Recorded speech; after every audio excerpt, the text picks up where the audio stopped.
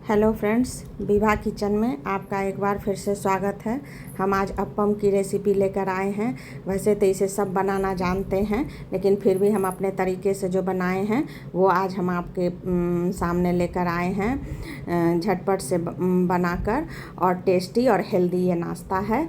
देखिए अप्पम हमारा, और चटनी धनिया पुदीना और दही की चटनी है। इसमें 1 इंच अदरक का टुकड़ा, 2 हरी मिर्च और कुछ धनिया की पत्ती और पुदीने की पत्ती लेकर दही डालकर नमक डालकर हम पीस लिए हैं। ये चटनी बहुत टेस्टी होता है। आप इसको डोसा, अप्पम, पराठा, पूड़ी सबके साथ खा सकते हैं। तो चलिए अप्पम बनाते हैं। अप्पम के लिए हम 250 ग्राम सूजी लिए हैं और इसमें 250 ग्राम ही दही डालेंगे। जितनी सूजी उतना ही दही डालेंगे और इसको मिलाकर 3 से 4 घंटे के लिए छोड़ देंगे। अगर सुबह बनानी हो तो आप इसको रात में ही मिला करके छोड़ दीजिए।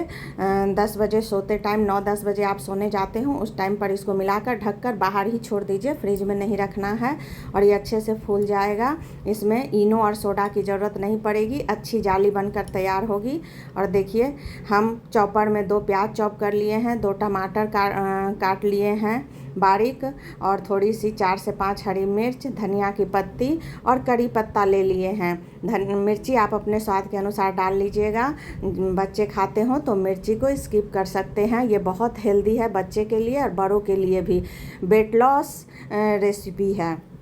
इसे खाकर वेट नहीं बढ़ता है, इसलिए डरिए नहीं। और इसको बनाकर आराम से नाश्ता में, खाना में कभी भी आप खा सकते हैं।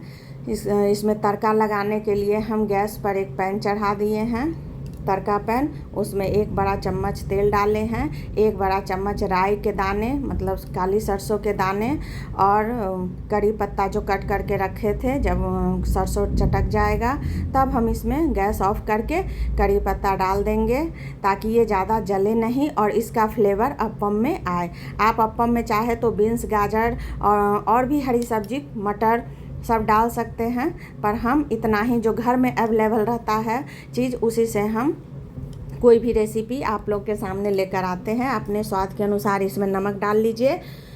और विभा किचन को लाइक सब्सक्राइब करना ना भूलें। झटपट सी रेसिपी विभा किचन में होती है, वो हम लेकर आते हैं।